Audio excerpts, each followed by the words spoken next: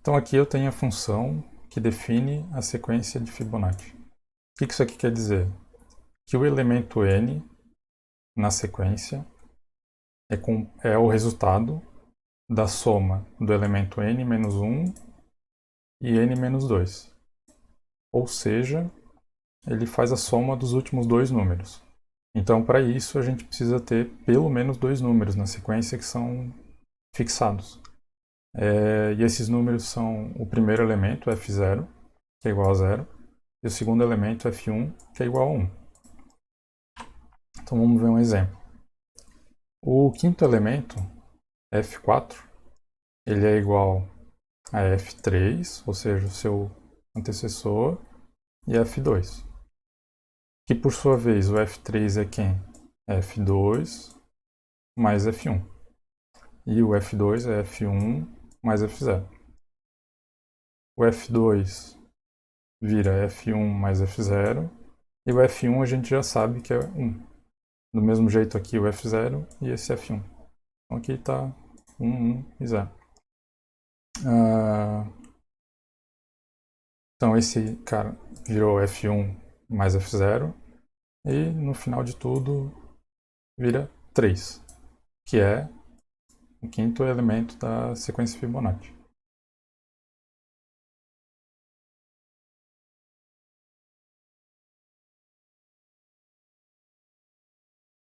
Fiz errado.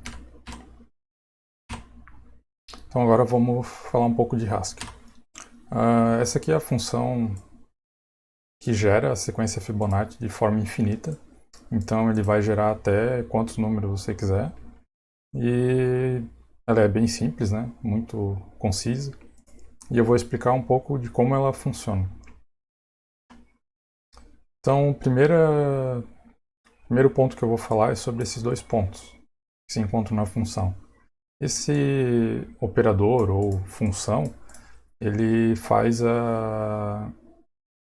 ele adiciona um elemento no começo de uma lista. Então, como é que eu represento uma lista em Haskell?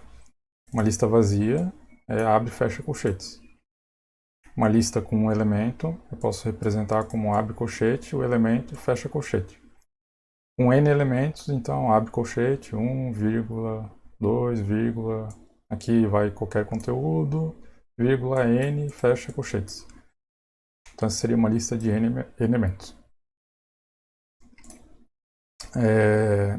Então, como eu falei anteriormente, para adicionar elementos em uma lista, eu utilizo a função dois pontos. Como é que eu uso ela? Eu posso botar assim, ó, 2 pontos e uma lista. Ele vai adicionar o valor que está à esquerda dos 2 pontos dentro da lista. Então, se eu tivesse uma lista com algum tipo de valor, ele iria simplesmente concatenar, que é o que acontece aqui. Primeiro ele adiciona o 2 dentro da lista. Então essa operação retorna uma lista que contém o elemento 2. Depois eu adiciono no início da lista o elemento 1. Então o resultado vira 1,2. Agora vamos falar um pouco sobre esse carinha aqui. Ele deve ser meio estranho para as pessoas. O que eu estou fazendo aqui? Dentro da matemática, a gente tem funções infixas e prefixas. O que é uma função infixa? É quando eu utilizo a própria função entre os operadores, entre os operandos. Então, 1 mais 1, eu estou usando a soma de forma infixa. 1 menos 1, infixo. Mas eu posso usar a forma prefixa dessa função. Especificamente no Haskell a gente bota o parênteses, né? Quando for um operador que não é uma palavra, né? Então ele é só o símbolo de mais. Então nesse caso eu boto entre parênteses e passo os dois argumentos depois. Ou seja, a função veio para o início da expressão. Aqui ela está no meio da expressão, por isso infixa, dentro da expressão. Prefixo antes da expressão.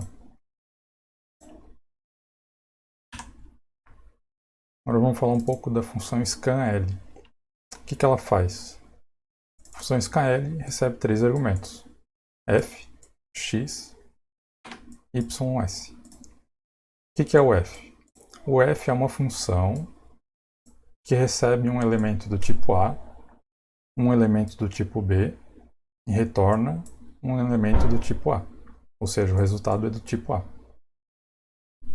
O x é do tipo A. ys, uma lista do tipo B. Então, juntando tudo isso aqui, a assinatura, né, ou o tipo da função scanl é uma função que recebe um valor do tipo A, um valor do tipo B e retorna um valor do tipo A.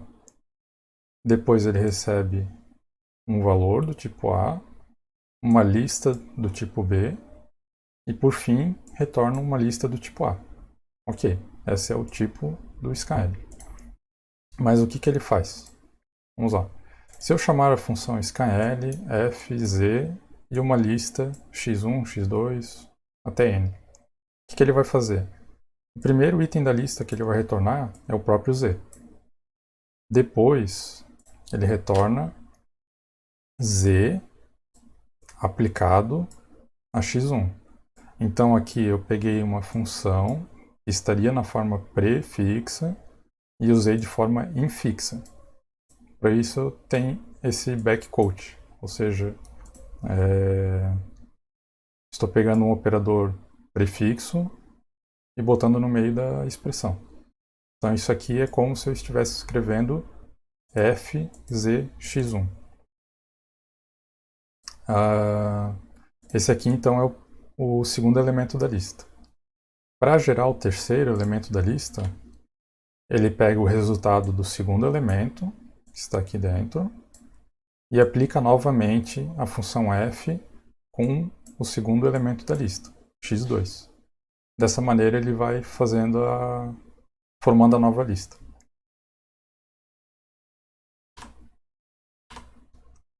Então vamos fazer um exemplo aqui do uso da função scanl.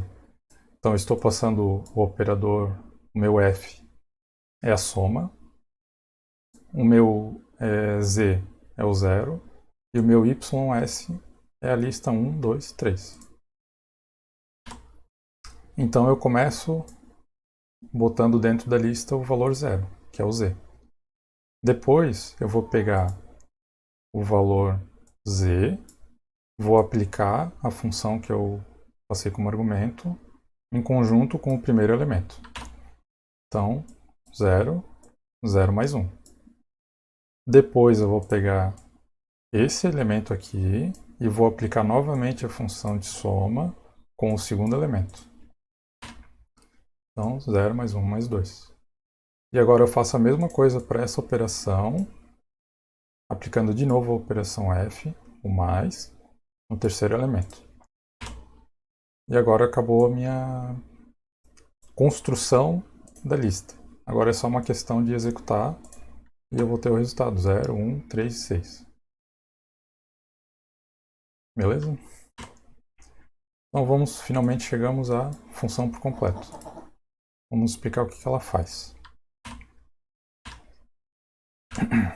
Ela começa botando dentro do resultado o número 0. E ele junta esse número 0 com o resultado com uma lista. Qual é a lista? O resultado dessa função, scanl mais um fibs. Notem que esse fibs aqui é uma referência direta à própria função, então é uma recursão direta. Então, só vou deixar aqui nesse slide exposto qual que é a função que a gente está falando aqui, né? Então, ele gera o 0. Primeiro elemento da função scanl mais um fibs é o próprio elemento que eu passo aqui. Então, ele bota aqui 1 na lista. Agora eu vou processar o segundo elemento. Então, o que ele faz? 1 mais o primeiro elemento de fibs. Qual que é o primeiro elemento de fibs? É o próprio zero. Então ele vai fazer 1 mais 0. Terminando extraindo o valor, né, da expressão. Então eu tenho a lista 0, 1 e 1. Mas ela não acabou ainda. Na verdade, essa função nunca acaba, né? Ela é infinita. O que acontece agora? Ele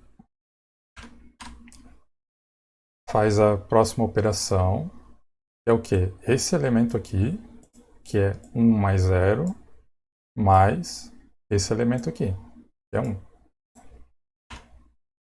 Então temos o 2. E aí ele faz novamente a chamada lá do scanl. Então ele vai fazer aqui o 1 mais fibs 0,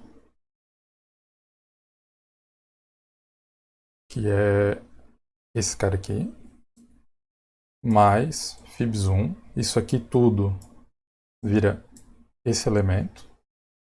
E aí ele soma com o segundo elemento da lista de fibs, sendo que é indexada por 0, né? Então 0, 1, 2.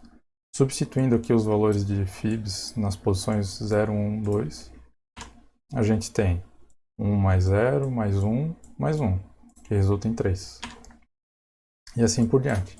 Até quando ele vai fazer, como eu falei anteriormente, vai até não dar mais. Como é que eu uso essa função, então? Eu posso usar a função take, que recebe um argumento, um valor inteiro. E com esse valor inteiro eu determino quantos elementos eu quero pegar da lista a partir da esquerda. Então, fibs gera uma lista infinita e eu digo assim, pega os primeiros 8 elementos. Então, a execução dessa função aqui vai gerar esse resultado, que é o início da sequência de Fibonacci. 0, 1, 1, 2, 3, 5, 8, 13. É isso aí.